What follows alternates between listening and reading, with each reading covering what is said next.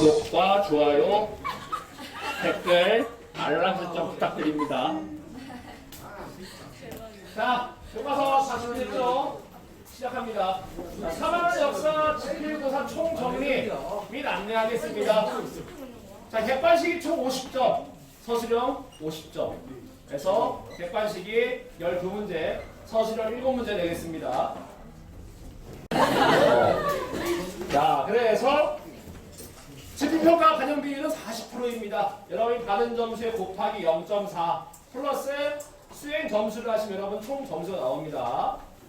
그리고 항상 부탁드리는데 서술형 답안 작성 시에 그냥 답만 딸랑 쓰지 말고 좀 문장 형태로 완성을 해주세요.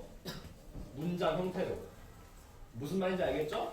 교과서 29쪽부터 한번 같이 보도록 하겠습니다.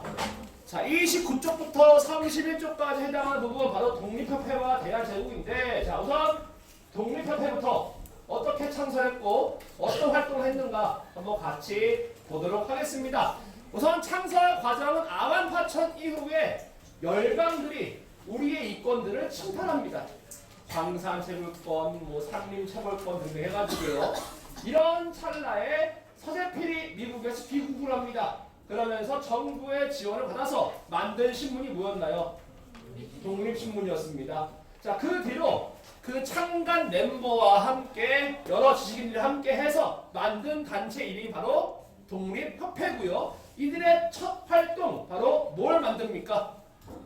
독립문을 만들게 됩니다. 기존에 있던 영어문을 헐고 만든 거예요. 독립문.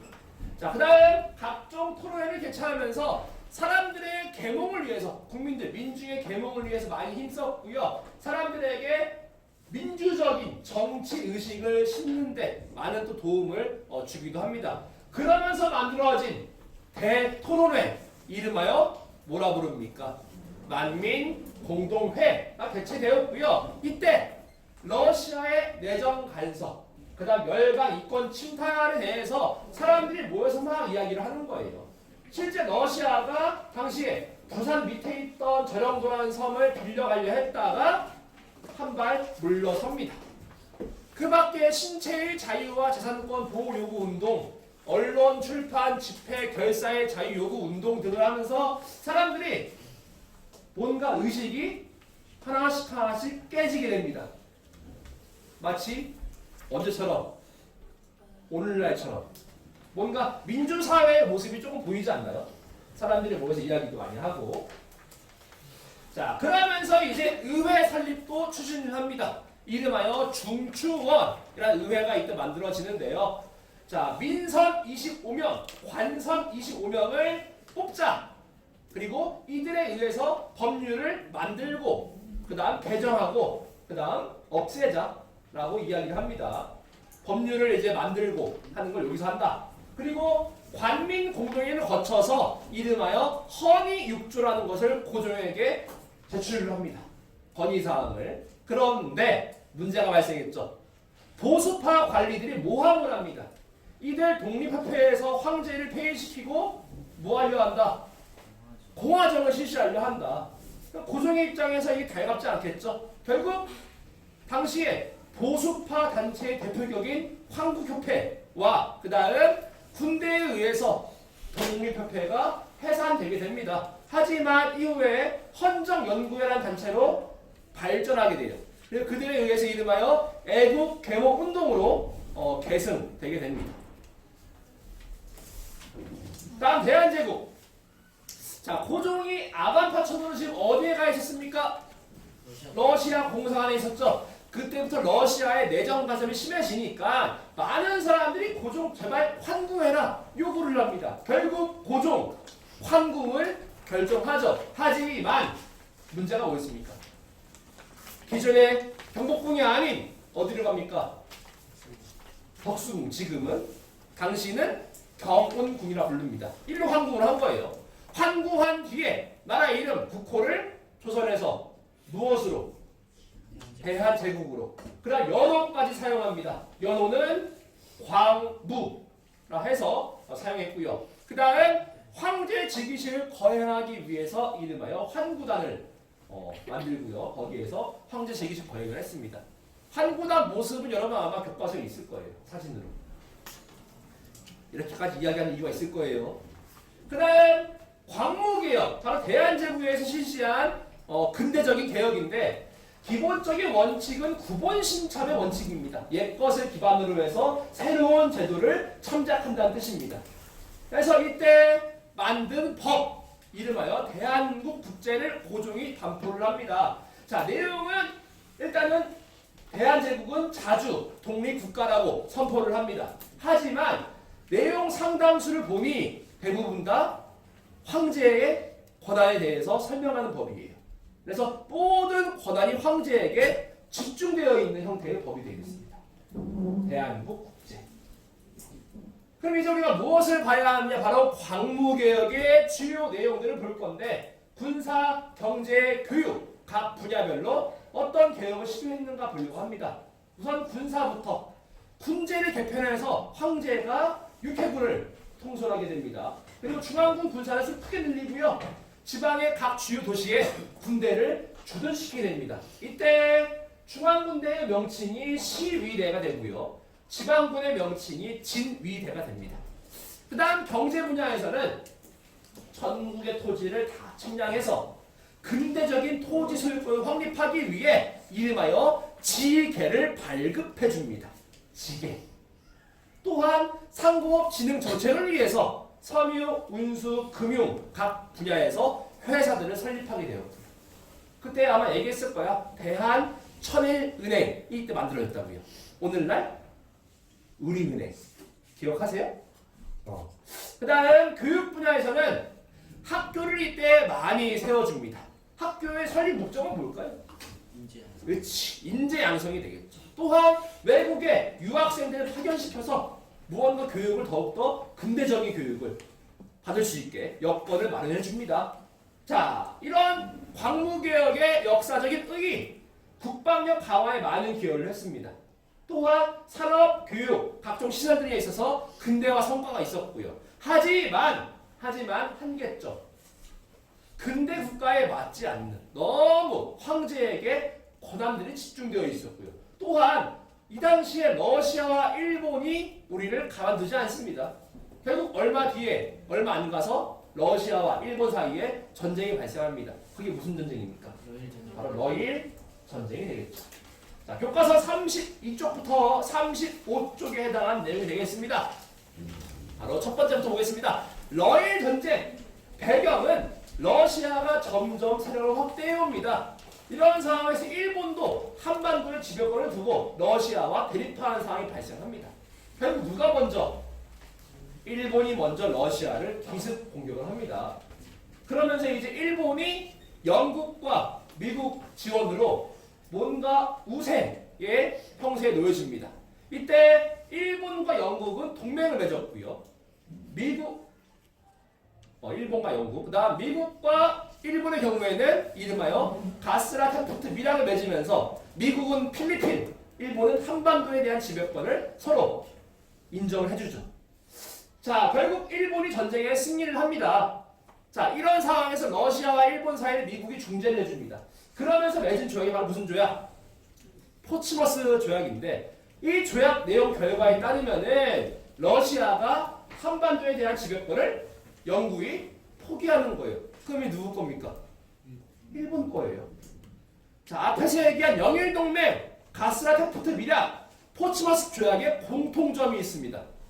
다 뭔가요? 자, 일본이 한반도를 지배할 수 있게끔 그 인정해 주는 거예요, 얘들이. 강대국들이, 열강들이.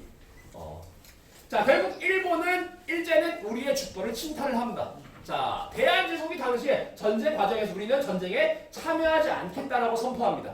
그러니까 이른바 중립국을 선언한 거죠. 그런데 러일 전쟁 직후에 일본이 이런 중립선언을 무시해버리고 이름하여 우리와 한일 의정서를 체결합니다. 내용에 따르면 뭐냐? 일본이 한반도 안에서 군사전략상 요충지를 일본이 어떻게 하겠다? 사용하겠다라는 내용이에요. 자, 그 뒤로 제1차 한일 협약 체결했고요. 그 결과 재정고문의 메가타라는 일본 사람이 들어왔고요. 외교 고문의 미국인 스티븐스가 들어오죠. 저희들이 내정 간섭을 시도하게 됩니다. 자, 결국 1905년 을사조약을 체결하죠. 근데 우리는 을사늑약이라 부르기도 합니다. 정한자가 을사늑약이에요. 자, 왜 늑약이라 하느냐? 강요와 협박, 위협에 의해서 체결되었고요. 더욱 중요한 건 고종이 허락을 하지 않았습니다. 이름하여 비준을 통과하지 않은 건데, 자, 일단은 을사조약의 배경부터 보겠습니다. 자, 러일 전쟁 직후에 대한제국에 대한 일본의 식민지화 작업이 시작되는 거예요. 이제부터. 자, 주요 내용. 대한제국의 외교권을 박탈하고요. 통감부를 설치하여서 내정 간섭을 시도합니다. 그래서 이때 임명된 통감이 누구였나요? 이토 히로부미였죠. 자, 결국 대한제국이 일본의 보호국으로 전락하게 됩니다. 자, 이런 을사조약에 대해서, 을사늑약에 대해서 우리는 가만히 당하고만 있느냐? 저항을 합니다. 우리 민족의 저항. 어떻게 저항했나? 장지연 논설문을 쓰죠. 제목은 시일야 방성대곡이라는 논설문을 황성신문에 게재를 합니다. 시일야 방성대곡 풀었으면은 이날 목노와 통곡하노라는 뜻으로 이 날이 언제인가요? 바로 조약이 체결된 날이 되겠죠. 누구를 여기서 험담합니까? 뭐라고 합니까? 을사오적을 꼬집죠. 저 개 돼지만도 못한 놈들 하면서 막 나와요. 구절에. 그다음 두 번째 민영환. 이분은 2천만 동포에 고합니다라는 유서를 작성한 다음에 자결을 택합니다. 안타까운 분이죠. 상인들은 상점 문을 닫고 학생들은 수업을 거부하면서 나름대로 저항을 했었고요. 나인영, 나철이라 불리기도 합니다. 오기호 등은 을사오적 암살단, 이름은 자신회라는 단체를 조직합니다. 그다음 이재명 의사, 을사오적의 상징 누구입니까? 이완용을 명동성당 앞에서 칼로 찔렀지만 아쉽게도 성공하지 못했습니다. 부상 입힌데서 끝났어요.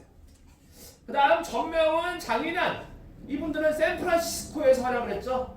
친일 외교 고문이었던 누구? 스티븐스를 사살합니다. 너희가 다 아는 분 누구인가요?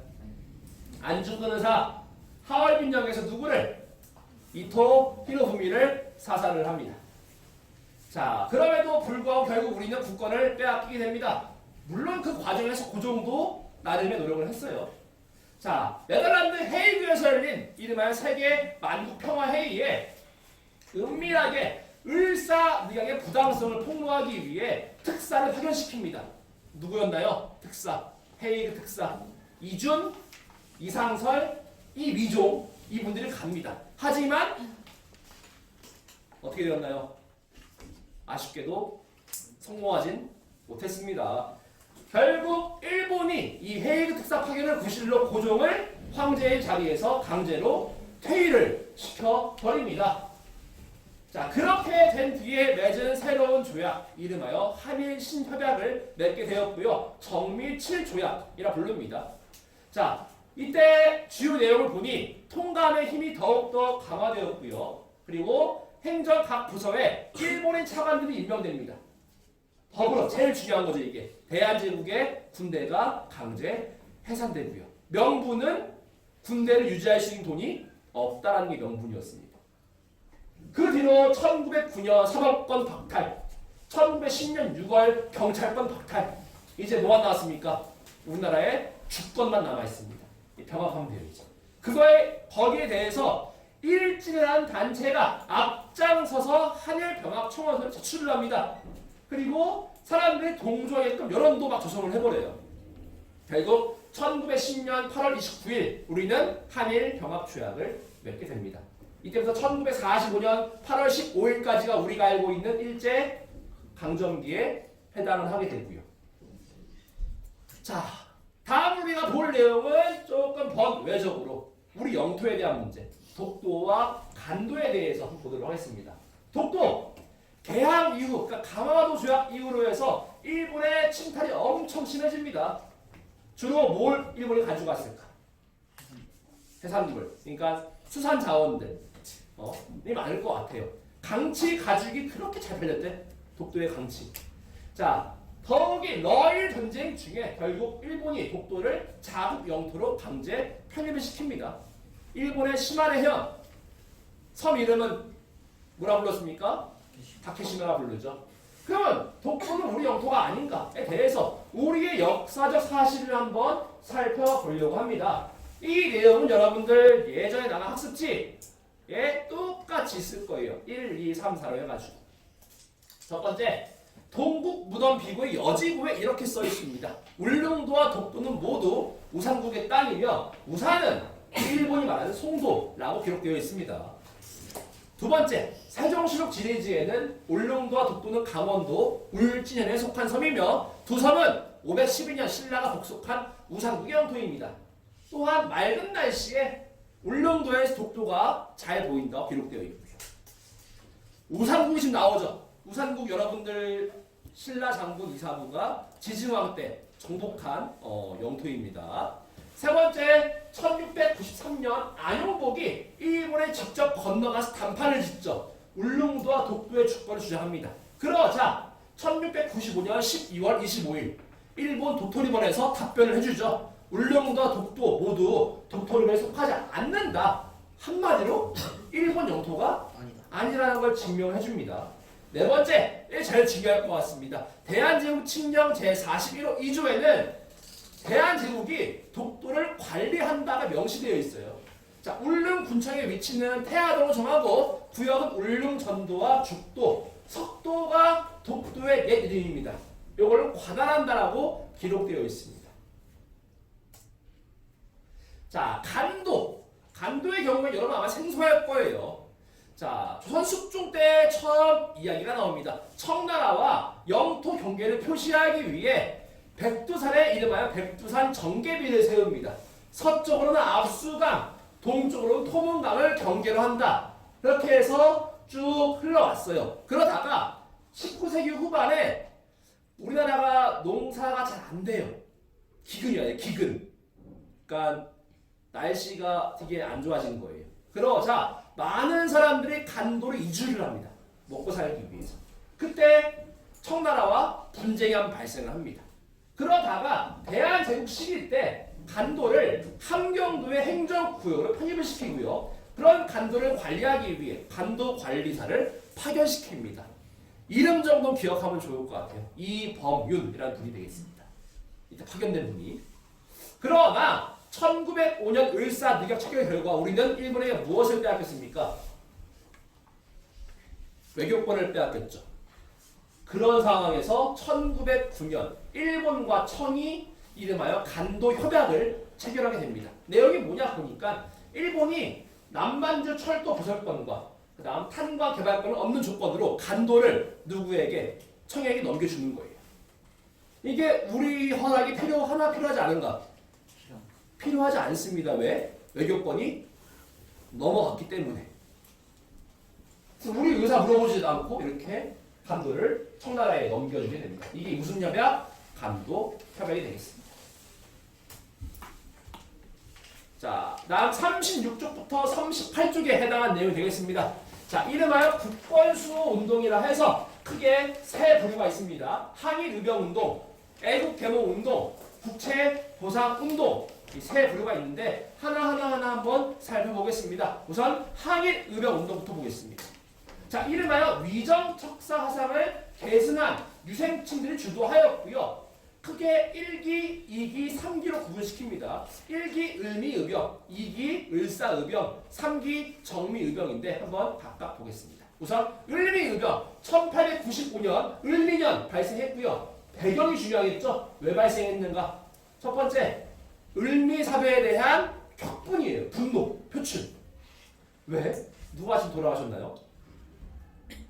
명성황후 시해됐잖아요. 누구한테? 일본 낭인들한테. 그런 분노, 표출. 또한 을미 개혁 과정에서 단발령이 시행됩니다. 어린이 자르면 큰일 나요. 누가? 양반들이 왜? 왜 그럴까? 이거는 누가 물려준 거야? 부모님이 준 거야. 그런 단발령에 대한 반발이 발생합니다. 이 두 가지 배경으로 인해서 을미의병이 발생했고요. 전개, 자, 유인석, 이소웅 등의 양반 유생층들이 주도하였습니다. 자, 근데 이때 고종이 러시아 공사관으로 도망을 갑니다. 무슨 사건입니까? 아까 이게 아광파천이 있죠. 이 이후에 고종이 단발령을 처리하고 의병들에게 해산을 권고합니다. 그러자 활동이 대부분 중단돼 버려요. 근데 아직은 활동하는 분도 있었어요. 그 활동하는 분들이 더욱더 거세게 반응한 시점이 두 번째, 바로 을사의병입니다. 왜 발생했는가? 을사조약을 체결을 전후로 해서 의병 활동이 더욱더 거세진 것이고요. 특징은 전직 관리 출신도 있고요. 양반 유생 출신도 있고요. 최익현 유명하죠? 외양일체를 주장한 분. 그 다음 제일 중요한 게 요거입니다. 뭐예요? 바로 평민 출신 의병장이 등장합니다. 이름 뭔가요? 신도일서. 다음 3기 정리의병. 자, 고종 황제가 강제로 퇴위되고요. 대한제국 군대가 해산되면서 전국적으로 의병이 확대가 되게 됩니다. 자, 특징. 해산 군인들이 합류하면서 의병 부대가 조금 더 조직적이고요. 전투력이 당연히 어떻게 되겠어? 당연히 강화될 수밖에 없어요. 전문적으로 군사훈련을 받는 사람들이기 때문에. 자, 그래서 이들의 하여금 새로운 서울 탈환 작전을 개시합니다. 서울에 있는 누굴 몰아내기 위해서? 바로 일본을 몰아내기 위해서. 이름하여 서울 진공 작전을 계획해서 실시를 합니다. 이때 이걸 이끌어온 총사령관은 이인영이라는 사람이었고요. 양반 유생 출신입니다. 자, 이들에 의해서 새로운 연합 군대가 조직이 됩니다. 이름은 13도 창의군이라 부르고요. 자, 그런데 문제가 발생했습니다. 작전을 앞두고 이인영의 아버지가 돌아가세요. 이인영 어떻게 했습니까? 결국 3년상을 치르기 위해 가죠. 그런 상황에서 결국 일본과 한판 붙습니다. 결과는 성공이에요, 실패예요? 실패하는 거죠. 아쉽게도. 결국 일본은 이런 의병 활동에 더욱더 압박을 가합니다. 이름하여 남한 대토벌 작전을 펼치고요. 의병들을 저 땅끝 마을 해남까지 밀고 갑니다. 몰아버리는 거 그쪽으로 다. 자, 결국 의병 운동이 위축되었고요. 일부 남은 의병들은 만주와 여러 지역에 이동해서 우리가 알고 있는 독립군으로 발전을 하게 됩니다. 자, 또 다른 부류의 국권수호 운동, 이름하여 애국 계몽 운동이라 부르는데, 자, 이 운동을 주도한 세력은 주로 개화파 지식인들 혹은 독립협회 출신들이 많았다고 합니다. 이들의 목표는 교육과 산업 발전을 통해서 민족의 힘을 키워 주권을 회복하자라 주장하였고요. 이런 운동을 이끈 단체, 대표적으로 보안회, 헌정연구회, 대한자강회, 그 다음 너희가 익히 들어왔던 비밀결사 조직, 신묘회 등이 있습니다. 그럼 여러분들 요거 각 단체가 어떤 활동을 했는가 한번 같이 보겠습니다. 우선 보안회부터. 보안회는 일본이 대한제국의 황무지를 개간해주겠다라고 요구를 합니다. 그러자 보안회에서 일본의 속셈을 알고 반대 운동을 펼칩니다. 결국 일본은 한 발 물러서게 됩니다. 성공을 한 거죠. 두 번째, 헌정연구회, 바로 독립부패를 계승한 단체로서 이들은 입헌 정치체제를 주장합니다. 입헌 군주제를 주장한 거죠. 이걸 목표로 활동을 했지만 통감부가 설치되면서 정치활동에 무언가 제약이 들어옵니다. 결국 조직을 개편시켜냈어요. 그래서 개편시켜 나온 단체가 바로 세 번째에 있는 대한자강회란 단체고요. 이들은 민중 계몽을 위해 상당히 많은 노력을 합니다. 잡지까지 만들어요. 대한자강의 월보라 해가지고. 자, 그런데 1907년 예상 바뀐 일이 발생합니다. 바로 고종 황제가 강제로 퇴위된 거죠. 거기에 대해서 고종 황제 강제 퇴위 반대 운동을 막 펼치다가 결국 어떻게 되었을까? 해체가 됩니다. 통감부에 의해서. 자, 그래서 어쩔 수 없이 만들어진 비밀 결사 조직 신민회 한번 보겠습니다. 1907년 만들어졌고요. 목표는 국권 회복과 공화정 수립이 목표입니다. 조직은 안창호, 이승훈, 양기탁 등이 조직하였고요. 자, 주요 활동 내용 역시 애국 계몽 단체와 함께 교육과 산업에 투자하기 위해 여러 활동을 펼칩니다. 우선 교육부터 오산학교와 대성학교를 설립하여서 민족 교육을 실시를 했고요. 산업 분야에서는 자기 회사와 태극성화를 운영하면서 민족 기업들을 육성하게 됩니다. 하지만 다른 애국 계몽의 단체와 다른 점이 좀 있어요. 교육과 산업 이외에 또 다른 게 있습니다. 바로 이거. 만주 서원부에 독립운동 기지를 건설합니다. 기억하시죠? 이회영내 가문에서 자기 전 재산 다 투자해버렸잖아요. 그 다음 독립군을 양성하기 위해서 이름하여 신흥강습소라는 학교를 설립하게 됐고요. 무장투쟁을 준비를 합니다. 신민회는. 그런데 결국 언젠간 걸렸습니다. 바로 이름하여 백오인 사건이라 부르죠. 일본은 이렇게 얘기합니다. 데라우치 총독 암살 민수 사건. 결국 조작된 이 사건으로 상당수의 신민의 회원이 검거, 기소가 됩니다. 그게 몇 명입니까? 105명. 그래서 이걸 뭐라 부르는 거예요? 105인 사건. 그럼 앞으로 아무래도 활동하기가 어렵게 되겠죠. 결국 신민회는 해체가 되게 됩니다. 다음 세 번째 볼 수 있는 운동, 이름하여 국채보상운동. 목표는 국민의 힘으로 일본의 진 빚을 갚고 국권을 지키자라는 운동입니다. 왜 빚이 있나 보니까 일본에게 근대 시설을 설치를 한다는 이유로 조선 정부가 차관을 엄청 빌려옵니다. 가유에 의해서. 그 다 빚이죠, 빚. 결국 국민들이 자발적으로 나온 거예요. 어떻게 이 빚을 갚나 그 방법. 첫 번째, 금주와 금연으로 모금 활동을 하게 됩니다. 두 번째, 여성들의 경우에는 반지를 빼거나 금은 폐물, 비단 등을 성금으로 제출을 하게 됩니다. 자, 전개. 대구에서 처음 시작을 하였고요. 애국계몽 단체와 더불어 각종 언론 기관들이 이걸 홍보해 줍니다. 그래서 이 운동은 전국으로 확대되었지만 문제가 뭐야? 통감부가 이걸 지켜보지 않습니다. 결국 통감부가 방해하고 탄압을 일으켜 결국 이 운동은 중단되게 됩니다.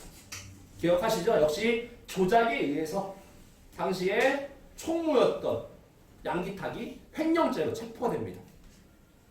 조작된 사건 역시나.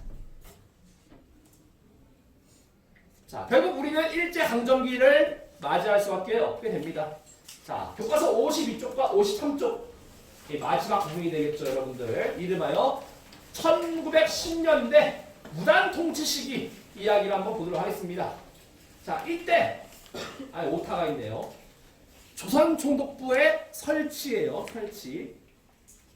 자, 조선총독부 일제강점기를 상징하는 건물입니다. 자, 국권 강탈 이후에 식민통치 최고기구로서 설치되었고요. 조선총독은 일본의 육해군 대장 출신들이 임명됩니다. 이들은 입법, 사법, 행정, 군사 등 식민통치에 필요한 모든 권한들을 다 장악하고 있습니다. 자, 그리고 헌병 경찰들에 의해서 1910년에는 아주 강압적인 통치 방식이 실시됩니다. 그래서 무단, 무력으로 단, 끊는다, 처단한다 이 뜻이에요. 누굴 처단할까? 당연히 저기 나와 있는 의병이나 독립운동가를 탄압시킵니다. 또한 이런 헌병 경찰들은 일반 행정 사무까지 다 관여합니다. 또한 일반 경찰과 다르게 이들은 이름하여 직결 처분권을 보유하고 있습니다. 경찰들이 수사권, 재판권, 처벌권 다 갖고 있는 거예요.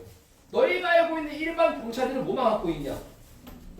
첫 번째에 있는 수사권만 보유하고 있는데 좀 다른 게 되겠죠. 직결 처분권. 그래서 정식 재판을 거치지 않고도 벌금, 태형 등의 처벌이 가능합니다. 결국 민족운동이 상당히 탄압되었고요. 한국인들은 더 이상 정치활동을 할 수 없는 상황이 됩니다.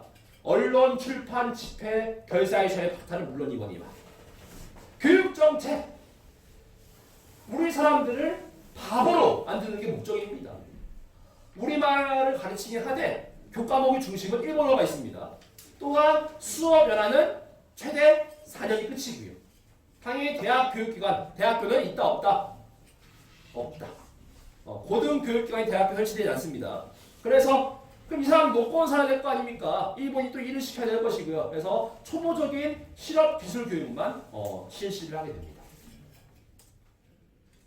그 다음 경제 침탈 분야에서 이름하여 토지 조사 사업을 실시를 하는데요. 자, 명분은 지세의 공정한 부과, 그 다음 근대적인 토지 소유권을 확립해주겠다는 명분이 있었고요. 실제 목적이 중요하겠죠. 식민 통치에 필요한 기초 자료 조사, 그 다음 총독부의 재정 확보. 제일 중요한 게 이거죠. 한국인들 토지를 약탈해서 누구한테 주겠다. 건너오는 일본인들에게 주겠다. 혹은 총독부가 소유하겠다 이거예요. 자, 방법. 토지 소유자가 직접 신고한 토지만 소유주를 인정합니다. 그러니까 미신고 토지는 소유주를 인정하지 않은 거예요. 전개. 자, 기한 내에 서류를 구비해서 신고를 해야 됩니다. 근데 신고 절차가 엄청 복잡하고요. 또 당시에 반일 감정으로 사람들이 신고를 좀 기피합니다. 결국 신고하지 않은 토지, 황실과 관청이 소유한 토지, 마을 공유지, 문중 토지 대부분 다 총독부의 소유가 됩니다. 결과 조선 총독부 소유의 토지가 증가하게 됩니다. 따라서 자연스럽게 총독부의 지세 수입도 같이 증가하겠죠. 사람들이 세금을 내니까. 세 번째, 조선 총독부는 동양척식 주식회사와 일본인들에게 싼 값에 토지를 팔게 되었고요. 그 결과 일본인 대지주가 증가하게 됩니다. 네 번째, 지주의 소유권만 인정하고 그동안 우리 농민들이 관습적으로 이어져 갖고 왔던 경작권을 인정하지 않습니다. 결국 우리나라의 많은 농민들이 소작농을 전락하게 되었고요. 일부 농민은 만주나 여러 등지로 이동해서 거처를 옮겨 살게 됩니다. 자, 여기까지가 여러분들의 시험 범위의 총 정리가 되겠습니다. 자, 이 영상을 바탕으로 여러분들의 교과서와 학습지 같이 보시면 누구나 다 100점을 맞을 수 있는 기회가 있습니다. 파이팅!